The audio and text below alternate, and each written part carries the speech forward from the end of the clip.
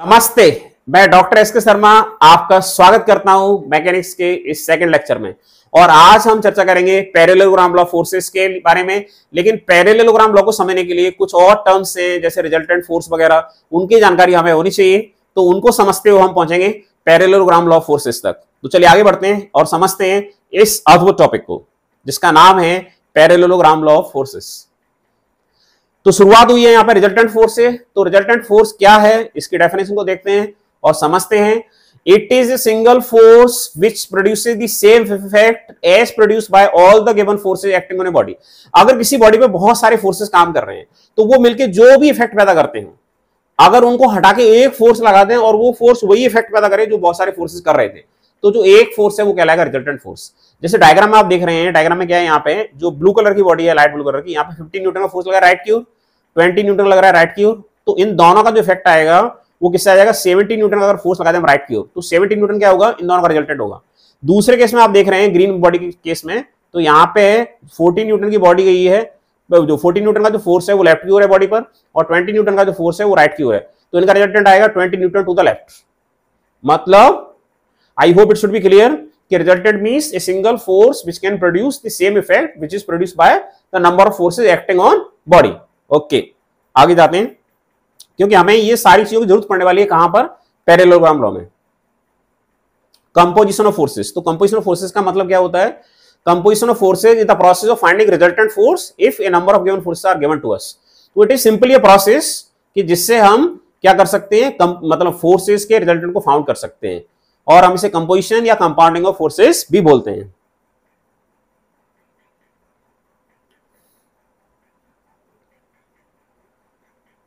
अब there are two methods for finding out the resultant force of a given number of forces. बहुत सारे force act कर रहे हैं तो उनका रिजल्टेंट फाइंड कैसे करना है। तो फाइंड करने के लिए हमारे पास जो है दो तरीके हैं। पहला है एनालिटिकल मेथड, और एनालिटिकल में भी दो तरीके हैं। पहला तरीका है पैरेललोग्राम लॉ फोर्सेस जो हम अभी डिस्कस कर रहे हैं लेक्चर 2 में, और लेक्चर 3 में आपको मिलेगा इसका दूसरा method, that is method of resolution. और सेकंड मेथड है ग्राफिकल मेथड। ग्राफिकल मेथड को जनरली हमें लैब में जरूरत पड़ती है जब हम ग्रेव्स एंड अपैरेटस पे एक्सपेरिमेंट करते हैं, तो वहां हमें इसकी आवश्यकता पड़ती है। तो ग्राफिकल मेथड को का लेक्चर भी हम आपको अपलोड करेंगे ताकि जो बच्चे घर पे बैठ के पढ़ना चाहते हैं वो आराम से इस चीज को पढ़ सकते हैं और सीख सकते हैं। पैरेललोग्राम लॉ फोर्सेस क्या कहता है, देखते हैं जरा। ये कह रहा है कि if two forces acting simultaneously on A point of a body can be represented by two adjacent sides of a parallelogram in magnitude as well as direction, then their resultant force is represented by the diagonal of the parallelogram passing through their point of intersection। यदि दो forces, मतलब parallelogram law जो है वो दो forces के लिए apply है, दो फोर्सेस का रिजल्टेंट फाइंड करने के लिए इस्तेमाल होता है, सीधी सी बात है।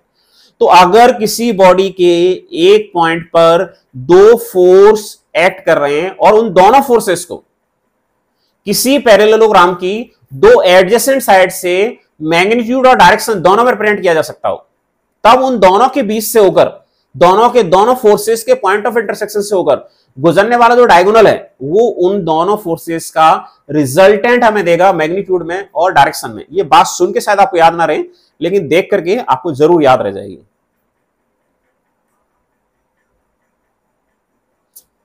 ये डायग्राम बन गया है, तो इस डायग्राम की हम बात कर लेते हैं। आप डायग्राम में देखिए कि जो रेड कलर का आपको नजर आ रहा है ये फोर्स P है, और ये जो नीचे नजर आ रहा है आपको ये फोर्स Q है। रेड कलर के एरो से जो साइड से रिप्रेजेंट किया गया, ये दोनों फोर्सेस कैसे हैं, इस पैरेललोग्राम की दो एडजेसेंट साइड हैं, तो इन दोनों के बीच से जो डायगोनल गुजर रहा है उसका नाम क्या है, AC। ये पैरेललोग्राम में AC, तो AC जो होगा वो इन दोनों का रिजल्टेंट होगा, किसका, P और Q का। यहाँ पे लिखा भी हुआ है कि consider a parallelogram as shown in the figure, let forces P and Q are represented by two adjacent sides AB and AD as shown in the figure।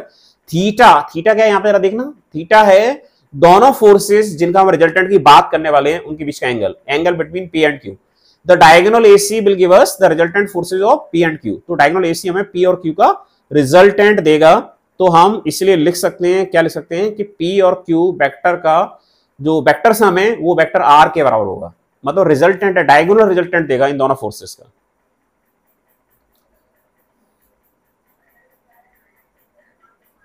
अब कैसे प्रूव करेंगे, प्रूव करने के लिए हमने क्या किया, AB को E तक एक्सटेंड कर दिया है और सी से ए पे परपेंडिकुलर डाला है, तो सी से ए पे हमने परपेंडिकुलर डाला।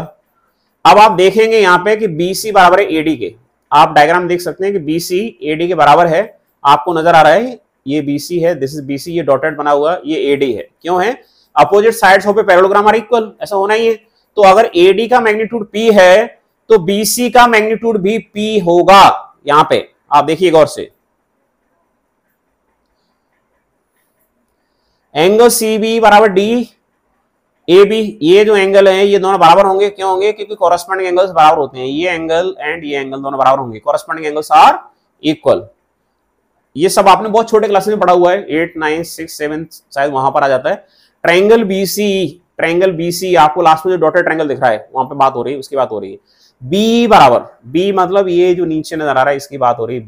B बराबर क्या होगा? BC cos थीटा मतलब P cos थीटा। तो ये आपको याद रखना है कि B की जो वैल्यू आई है वो आई है P cos थीटा। आप आसानी से कर सकते हैं, ये cos थीटा sin थीटा बड़ी छोटी बात है, कोई बड़ी चीज नहीं है इसके लिए।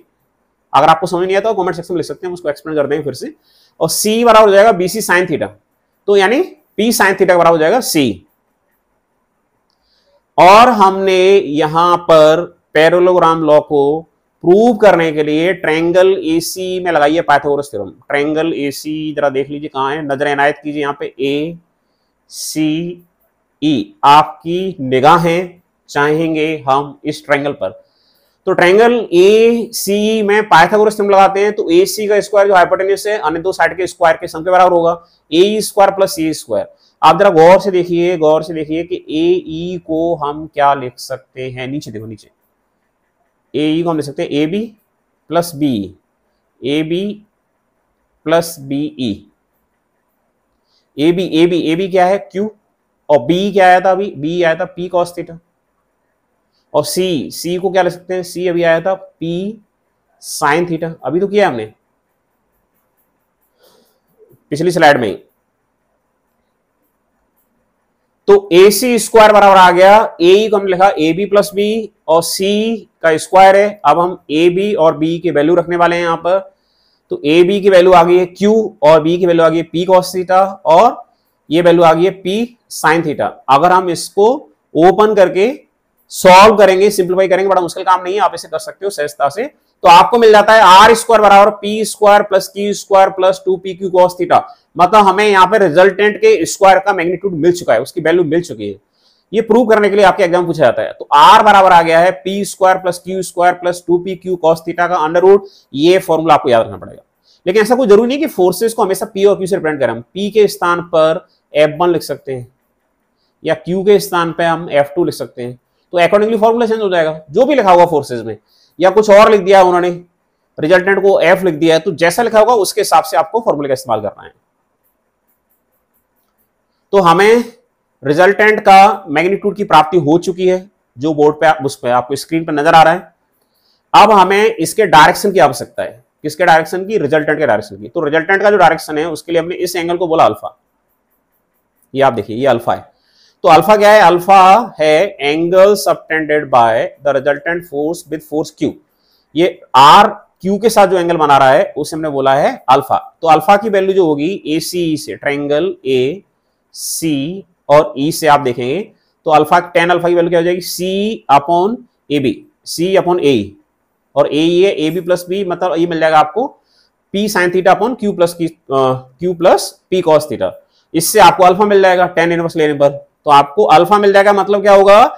ये रिजल्टेंट की डायरेक्शन की प्राप्ति हो जाएगी। तो अल्फा बराबर है tan square P sin theta upon Q plus P cos theta. ये जस्ट स्लाइड का रिपीटेशन है, जो आपने देखा हुआ है वो स्लाइड यहाँ पे रिपीट हो गई है और कुछ भी नहीं है। अच्छी बात है, दोबारा से आपने देख लिया, आपको याद बना रहेगा। Thank you very much for watching this video. If you have any doubt please right in the comment section. जय हिंद, जय भारत।